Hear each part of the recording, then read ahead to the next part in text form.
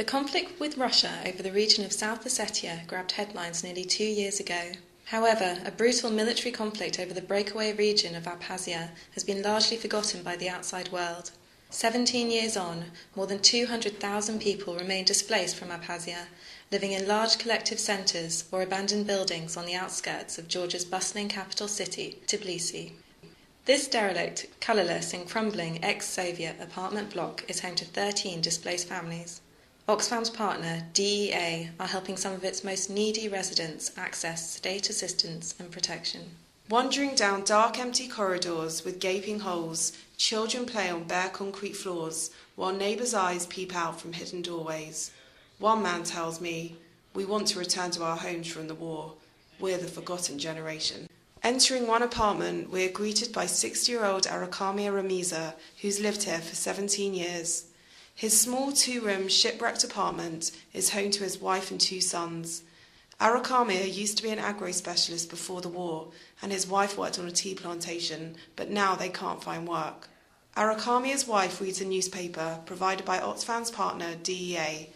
They tell us that before Oxfam support, they were unaware of their rights as internally displaced people. But now they are meeting with lawyers to find out the future of their home. It helps them to have a small bit of hope, they tell me. 20-year-old Istava lost her husband during the war.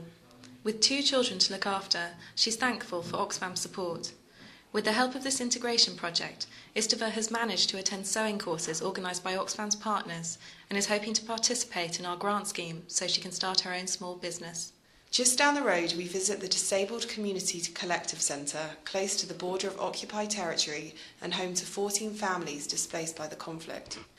Despite her 66 years, Liana is the only carer for her blind son. Originally from Sukhumi, they lived in an abandoned kindergarten for 7 years following the war. Oxfam's partner, DEA, is helping Liana and her son to access their basic rights so they can receive social benefits, like monetary assistance and free healthcare treatment for people affected by the conflict. Currently, they're living in limbo. Without official residency, their electricity could be cut off at any time. 74-year-old Armani is the team leader of this disabled community. His role is to liaise with the local authorities to protect the rights of this community. With the help of Oxfam's scheme, he's raised complaints with the local authority to help provide better housing. He shows me the letter from the Special Commission. He tells me he's afraid of the winter. He's an old man now and doesn't know if he can survive another freezing winter with no insulation. Nearby, we meet 20-year-old Sopo and Levan, who are members of a youth club founded by Oxfam and its partner. They are working with the DEA to lobby local governments and make sure that their voices are heard. Sopo is fighting for better rights for disabled people. Levan tells me that their community has an important role to play in civil society. Like Sopo and Levan, perhaps the next generation can help raise voices of the forgotten families living in limbo.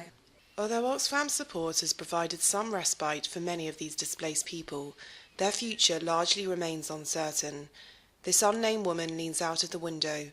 Her dark eyes search the grey landscape for an answer to their shattered lives.